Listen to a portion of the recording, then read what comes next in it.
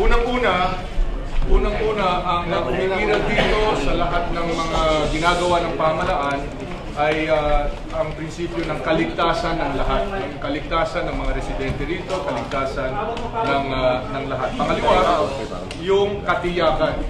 Sinisiguro, at ito yung pinakamariing iniwan ng ating Pangulo kagabi, na dapat nakakatiyak tayo kung ano talaga ang nangyari dito. Gagamitin ang siyensya, gagamitin ang lahat ng kaalaman ng iba't ibang ahensya ng pamahalaan, pati yung sa Army explosives ay ng mga K9 ay sinama na rito. Ibig sabihin, talagang katiyakan, malalaman natin kung ano talaga nangyari rito, nang sa ganun ay makagawa tayo ng mga sapat na hakbang na hindi na maulit itong kaganapan na ito.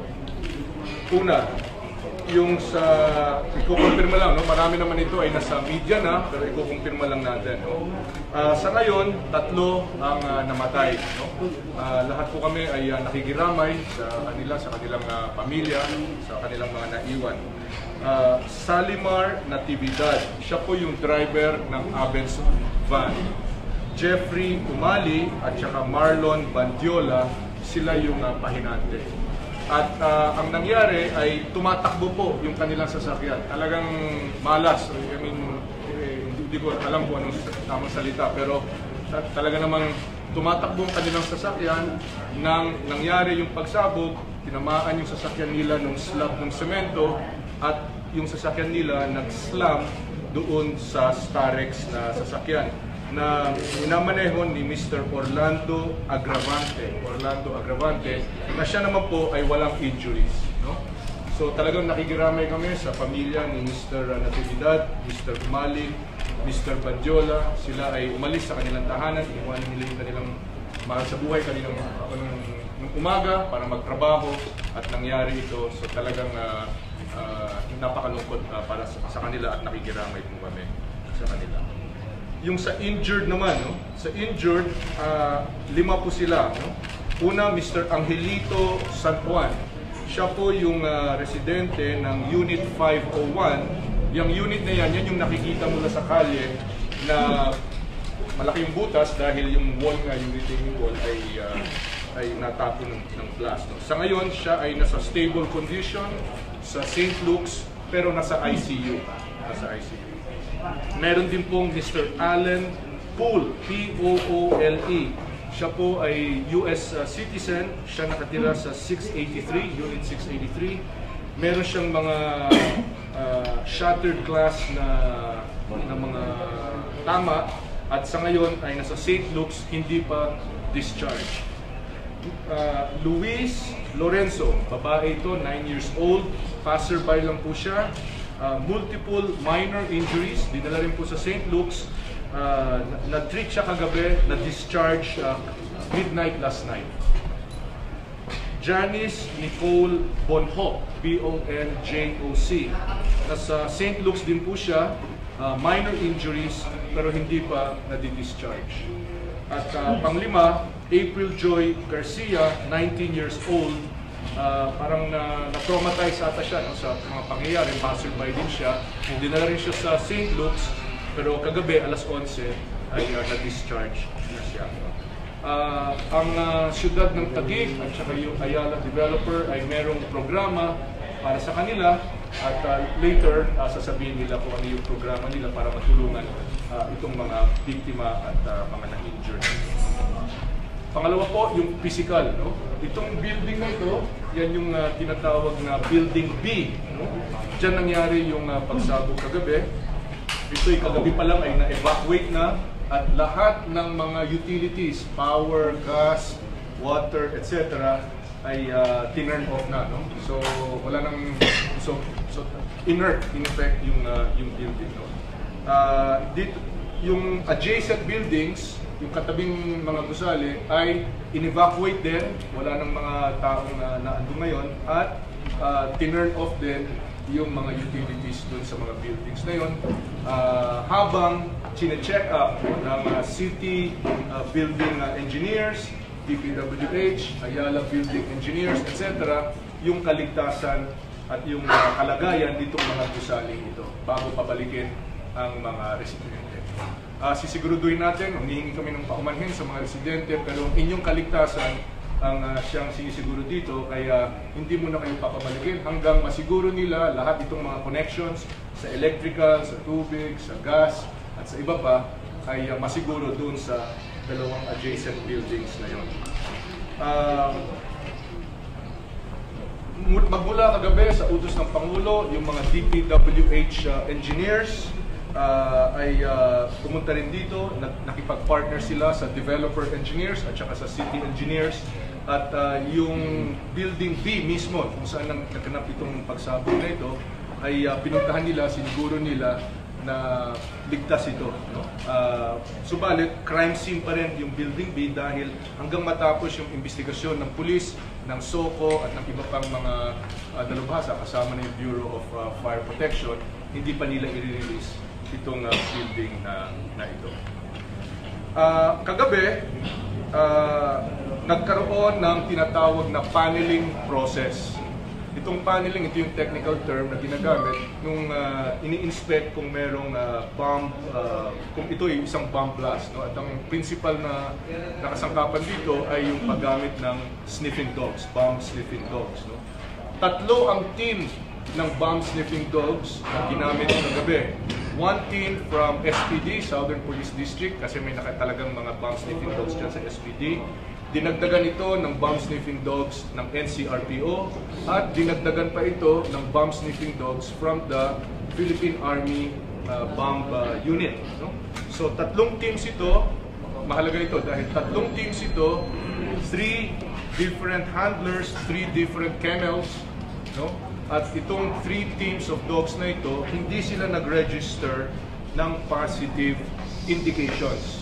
Hindi pa natin sinasabi na hindi ito bomba, pero ito, factual ito, masasabi natin na doon sa tatlong teams ng bomb sniffing dogs na yon, hindi sila nag-register ng pag-amoy ng fumes or residue na nagmumula sa pangkaraniwang mga bomba. No? May ginagawa yan, either tatahol yan o uupo yan. Hindi nila ginawa yung either yung pagtahol o yung pag-upo kung saan man nila natuklasan o na amoy kung merong mga fumes na ganito. Sa ngayon, hindi pa natin masasabi kung ano ang sanhi nitong pagsabog na ito. Chine-check lahat ng forensic evidence, yung Bureau of Fire Protection, yung SOCO ng PNP, yung iba pa ay ngayon tinitingnan yung unit mismo, yung 501 at yung mga karating pa na unit. No? Masasabi natin na doon sa unit 506, unit 506, meaning same floor, no? Unit 506, merong used fire extinguisher. So, pero hindi pa natin masabi yung timeline kung nagamit ito before the explosion na naging sanhi or naging contributory sa explosion or nagamit ito after the explosion dahil kumalat yung apoy doon sa 506. Pero alam natin na masasabi natin that there was a used fire extinguisher sa unit 506. Masasabi din natin na sa unit 306, one floor below, kasi walang fourth floor ito, no? 1, 2, 3, 5. Walang 4 ito. Doon sa 306, meron ding mga indications ng burn marks. So again, inaaral ito kung umakyat ang apoy or bumaba ang apoy or kung ano ang pagtakbo ng apoy. Dito sa 506, which is kung ito yung gusali, yung 506 nandito, nasa dulo, yung 501, kung saan nangyari yung pagsabog, nandito sa kabilang dulo. So yan ang inaaral ngayon ng mga expert kung ano yung takbo, ano yung sequence of events na sumabog na yung nagkaroon ng pagsabog sa 501. Sa ngayon, patuloy na inaaral ng SOCO at saka ng Bureau of Fire Protection yung burn patterns. Inaaral din nila yung shattering or debris, kung gaano kalayo. Minimeasure nila lahat ito. Kinakalkula nila kung ano yung klaseng force na kailanganin para maitapon na itong mga malalaking bahagi ng semento o ano pa sa ganung layo. No? Pero masasabi natin na hanggang sa ngayon ay wala pang nakikitang triggering device. Wala pang nakikitang triggering device of any kind among the debris dyan sa kalye. Inaaral din nila yung fragmentation patterns nang sa ganon ay masiguro natin na hindi talaga ito bomba o kung bomba man, kung anong klaseng bomba ito. So, we are not ruling out anything. Sinasabi ko lang sa inyo kung ano yung factual na nangyayari o ano yung factual na mga findings. Sa ngayon, patuloy na ini-interview lahat ng mga biktima, lahat ng mga witness. Merong report na yung occupant ng 501, si Mr. San Juan, ay nagreklamo siya na parang mainit daw or may suffocation, gano'n. So, tinawagan niya yung parang administrador kung saan niya inuupahan yung apartment na yun. So, lahat sila i-interviewin para magkaroon ng sequence of events. Sinubmit din ng Ayala Management yung CCTV records ng elevators at saka ng lobby, etc. At ito aaralin din para magkaroon ng timeline narrative kung ano yung mga sequence of events na ito. Signs of a burn pattern. Sa ating mga kababayan, lalo na sa mga Saturday weekend na gumigimik, matraffic po dito sa McKinley Parkway Road. Matraffic po rito dahil yung debris ay nandiyan pa sa kalye, hindi pa nare-release yung crime scene. Matapos na mapicturan, ma-measure at matingnan itong crime scene na ito, i-release na ito ng pulis sa City of Taguig at sila ang magbubukas ng kalye kung kailan na pwedeng buksan itong kalye na ito. So, masasabi ko po na yung BGC, Bonifacio Global City Taguig, ay bukas. Kasama na dyan yung McKinley Center, Burgos Circle, Serendra, High Street, Market at Aura. Operational po sila at accessible. Huwag lang po kayo pumunta dito sa McKinley Parkway Road dahil sarado po ang kalye, matatraffic lang po kayo so in short, regular ang pamumuhay sa ibang bahagi ng Taguig BGC. Nagpapasalamat po kami sa lahat ng tumutulong. Full force po ang DPWH, full force yung Ayala. Lahat ng mga plano na hiningi ng mga engineers ay agad-agarang na ibinigay. Structural plans, sanitation plans, kung saan dumadaan yung mga pipes, etc. Nandiyan kagad. Sa ganun, madali nilang ma-analyze ito. Nandiyan din po yung galing sa Bureau of Fire Protection, yung NBI, at of course yung police, and of course the city government of Taguig ay nandyan din po. Uulitin ko lang po, nakikiramay po kami sa pamilya ng mga nasawing biktima. Dumadaan lang po sila at talagang nangyari itong pangyayaring ito at sisiguraduhin natin na malalaman natin kung ano talaga nangyari para malaman naman magkaroon ng closure yung kanilang pamilya. Yung kaligtasan po ng lahat ang siyang prinsipyo na mangingibabaw dito. So sisiguraduhin natin magiging hayag, magiging transparent at science-based lahat itong mga analysis na ito para matiyak natin kung ano ang pangyayari. At this point, we'd like to turn it over to Mayora Lani Cayetano for whatever statement. Maraming salamat po. Kayo po yung malugod kong tinatanggap sa lungsod ng Taguig. Bago po ang lahat, nais pong ipaabot ng inyong lingkod sa ngalan po ng lahat ng mga kababayan namin dito sa Taguig ang taus-pusong pakikiramay sa lahat ng mga naulila, ng mga nasawi sa trahedyang nangyari kahapon. Ganon din po naman, kami po ay nandito upang garantiyahan na ang assistance po ay pagkakaloob po ng lokal na pamahalaan ng Taguig sa tulong din po ng Ayala Corporation. Ako po ay humihiling sa bawat isa sa inyo na tulungan po ang lokal na pamahalaan ng Taguig na makapagpahatid po ng tamang impormasyon, tamang mga balita sa ating pong mga kababayan sapagkat ang pangyayari pong ito ay ayaw po natin maging sanhi dahilan ng pagpapanik ng ating mga kababayan ng bawat Pilipino. Nais ko rin po na ibigay ang taus-pusong pasasalamat po ng aming mga kababayan sa maagap na pagtugon at walang sawang pagsuporta ng ating pong Pangulo sa kaganapang ito. personal po niyang binisita ang lungsod ng Taguig. At para po sa amin ay ito ay isang napakahalagang moral booster po sa aming lahat. Lalo na ho doon sa mga naulila. Ganun din po naman ang magiting na pangunguna din ng ating pong Secretary Mar Rojas na mula po kagabi hanggang madaling araw, hanggang ngayong maagang maaga ay hindi po bumibitaw sa lungsod ng Taguig sa pagtulong po sa amin, no, upang makandak po natin itong investigasyon na ito ng mabilis, maayos, at nagpapasalamat din ako sa lahat ng mga ahensya ng gobyerno na tumulong po sa atin, magmula po sa Philippine National Police, sa DILG, sa Bureau of Fire. Hindi po sila nagpapahinga, talaga hong hindi bumibitaw. Sa mga pagkakataon po ito, ako po ay humaharap sa inyo upang makita po ninyo na sa mga mapapait na pangyayaring tulad na to, mahalaga po makita ninyo ang lahat ng ahensya ng gobyerno na magkaisa, no, sa pagbibigay ng solusyon sa mga problemang ito. Nagpapasalamat din ako sa 100% cooperation ng Ayala Corporation at ginagarantiyan po nila sa lokal na pamahalaan ang kanilang pakikiisa sa investigasyon na ito. Maraming salamat po muli at siguro po, Mr. Secretary, bibigyan din po natin ng pagkakataon na makapagsalita si Mr. Salamat po. Salamat Mayor, at salamat Secretary Mar.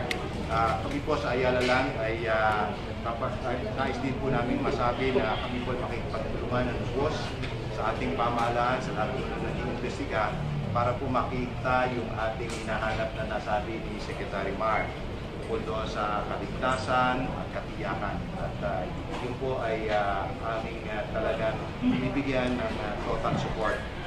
Bukod po dito ay nakikipagtulungan din po kami sa Taguig City para din po doon sa pagtulong din doon sa mga naulila, lalo na po doon sa namatayan, saan po kami ay nakikiramay. At doon naman po sa mga nasugatan doon sa ospital sa St. Luke, yun din po ay aming inaasikaso sa kasalukuyan. Ganon din po yung mga residente dito na dahil para ma-preserve po natin yung kanilang kaligtasan, kinailangang mailikas at mailagay doon sa hotel. Yun din po ay aming ginawa kagabi para po naman magampanan yung katiyakan at kaligtasan objective ng ating pamahalaan.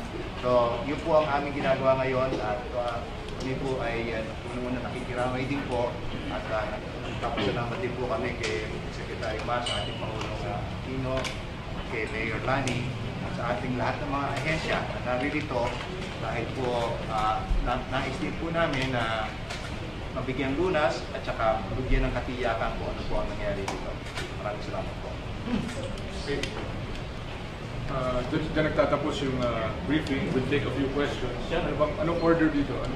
Hindi tayo magsigawan. So sabi naman ng USA, crime scene. Meaning a crime has been committed po. Well, there has been an explosion. There have been 3 deaths, 5 injured. So until we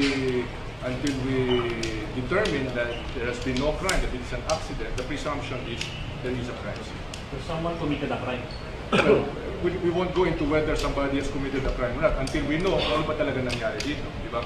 But the objective here is to preserve the evidence, to preserve the indicators para nga malaman at magawa ng pulis ang kanilang trabaho. So hindi po intentional o accident po yung nangyari? Hindi natin masasabi. Sir, Bombolado. Sir, Jeremy sa Bombolado. Sir, whatever the reason behind the explosion, whether intentional or accidental, may pananagutan po ba or can we be assured na mananagot if ever may pagkakulang yung Ayala? Malalaman lamang natin yan matapos ang investigasyon. No? Kung sino ang mananagot dito, kung meron mang dapat na managot dito, ay malalaman yan batay sa ebidensya na matutuklasan kabahagi ng investigasyon. So, it's mahirap naman na magturo tayo kung sino may kasalanan nito, kung sino may pananagutan dito, kung hindi pa nga natin alam kung ano talaga nangyari dito. Secretary, binabanggit niyo po kanina yung mga sniffing dog natin kagabi ay nag-negative dun sa mga traces na dapat conclusive or how many percent? Well, hindi ko gusto bigyan ng porsyento, pero masasabi ko lang factual yun. No? Na yung 3 sniffing dog teams na yon na nagmula sa 3 iba't ibang kennel, no, ay hindi sila nagbigay ng indikasyon na merong traces ng bomb explosive. So it is significant but insufficient to outright determine na there is no bomb. Report from the NDRMC that 6 people are dead. There might be a miscommunication sa bilang. As far as we know, dito sa command post at saka sa bilang ng mga bangkay na hinatid, no, sa St. sa Rizal Morgue, 3 lang po ang patay. Pero sir, malinaw sino ang unit, si Mr. Salman, is he the owner or he's just Renting, he's renting. Ito yung 9 days or 10 days lang na We don't know. We will get there are many reports. Until we get the actual lease document or the sub-lease document, it's hard to say. Sir, for this incident, is the police on heightened alert last night? Heightened alert or was the alert level? The police have been on heightened alert in preparation for opening of classes sa Lunes. No? So naging kabahagi na rin dahil nangyari ito kagabi na sinama na ito sa kanilang pagkakas. Sir, yung direct question, so hindi mo...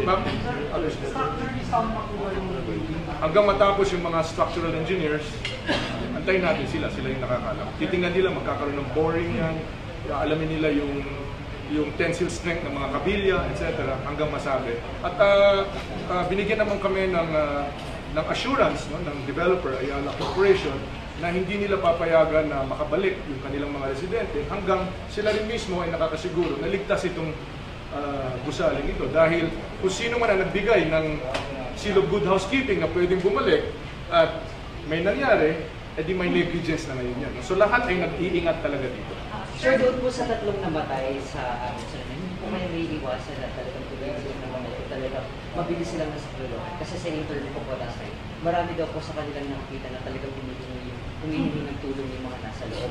Ang ginawa lang daw po ng mga security guard is tinakpan na lang daw po ng shadow.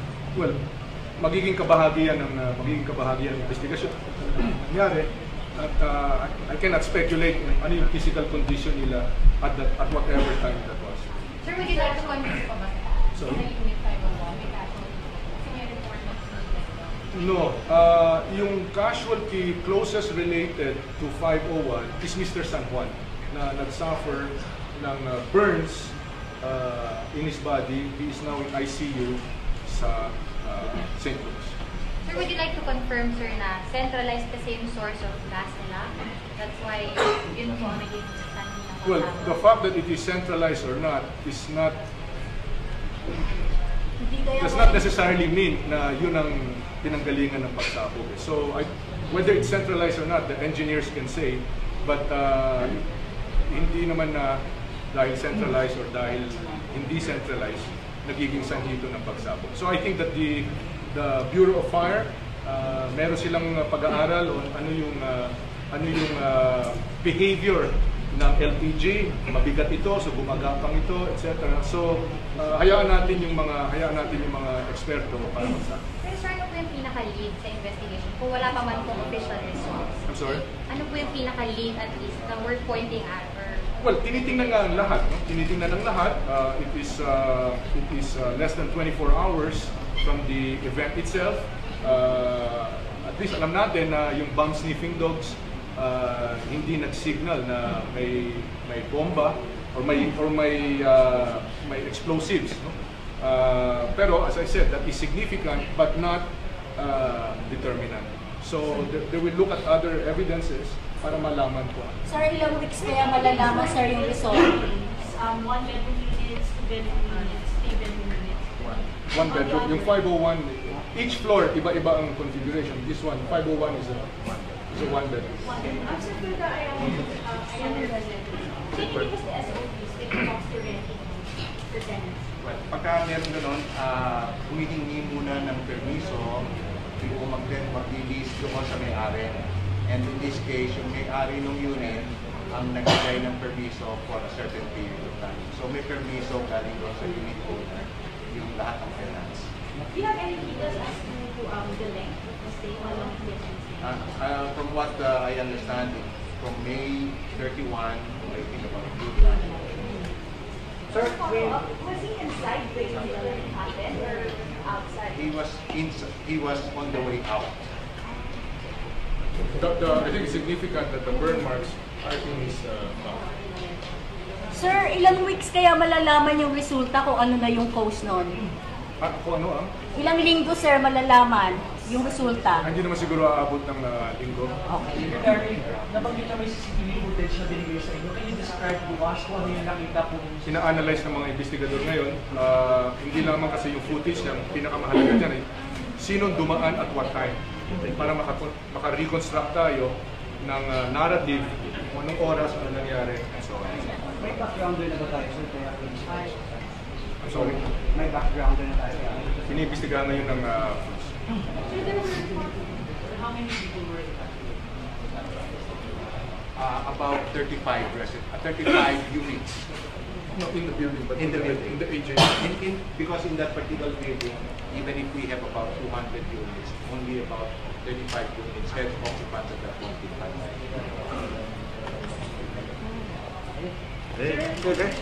Some residents alleged that there were electrical testings done in the past few weeks. Yeah, there was actually a leak test that was conducted on May 28th. And what is the result of that? Well, whenever you conduct a test, you try to check out kung according to standard and lahat naman pumasok sa standard. Siyempre kung mayroong defecto yan, immediately rectify. Sir, it was concluded immediately. On May 28th, yun ang kahuli-hulihan na test na kinonduct tungkol sa mga gas.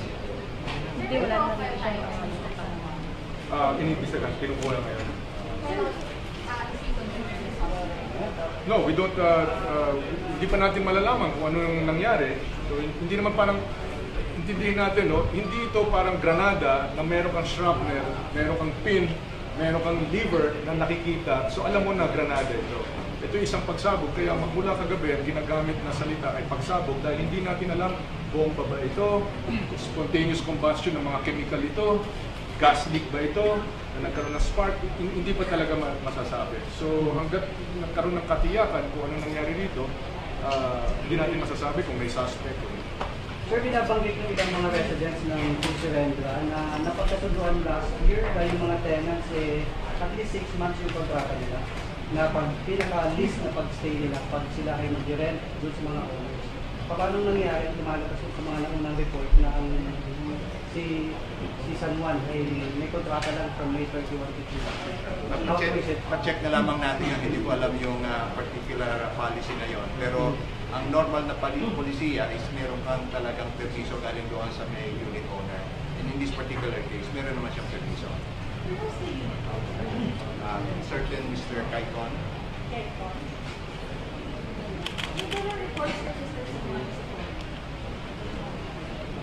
From what we know, he's Filipino, parang Balikbayan. Okay.